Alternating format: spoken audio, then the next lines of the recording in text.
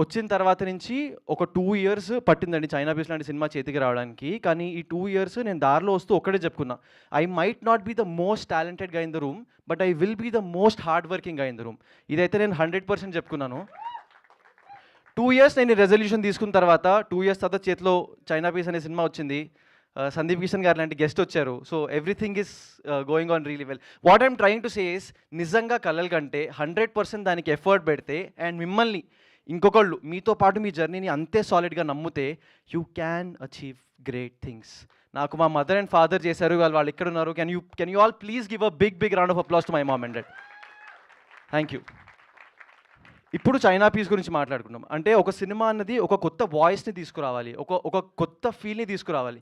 So a great voice I met through this film is Vishwanath గారండి. అంటే he's got a very clear attitude. ఇందాక Kamal garu rightly చెప్పినట్టు ఆయన attitude towards the film is absolutely banger. ఆయనకి ఏం కావాలో అక్కడ స్పెండ్ చేస్తారు. ఏదొద్దో వద్దు.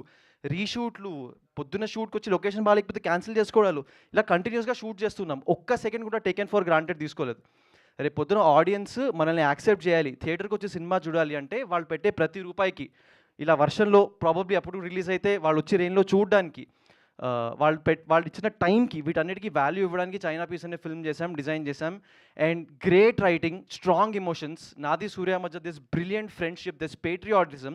ఒక మంచి సాలిడ్ కమర్షియల్ సినిమాలో ఎన్ని ఆస్పెక్ట్స్ ఉండాలో అన్ని ఆస్పెక్ట్స్ చాలా స్ట్రాంగ్గా ఉన్నాయి సినిమాలో.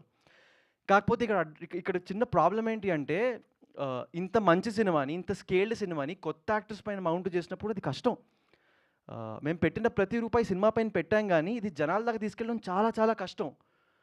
సో ఇక్కడ ఫ్రెండ్స్ ఫ్రమ్ మీడియా, ఆడియన్స్, ఈ సినిమాని ఒక చిన్న సినిమాలా చూడకండి. This is a request. ఈ సినిమాని పెద్ద సినిమాలా చూడండి.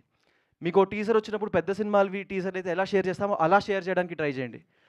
Like all of you, we are also dreamers.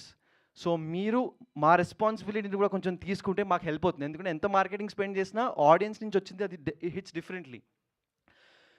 మీరు టీజర్ గురించి మాట్లాడితే బజ్ వస్తుంది. బజ్ వస్తే నాకు థియేట్రికల్ డిస్ట్రిబ్యూషన్ సేల్ అవుతుంది, ఓటీటీ డీల్స్ క్లోజ్ అవుతాయి. ఇక్కడ పనిచేసిన వాళ్ళు దీంతో ప్లస్ 100+ ఫ్యామిలీస్కి వాళ్ళు పనిచేసిన సినిమా ఇంత బాగా వెళ్ళింది అంటే ఒక సాటిస్ఫాక్షన్ వస్తుంది. So please be a reason that all of us sleep happily. ప్రస్తుతానికైతే టీజర్ వచ్చింది.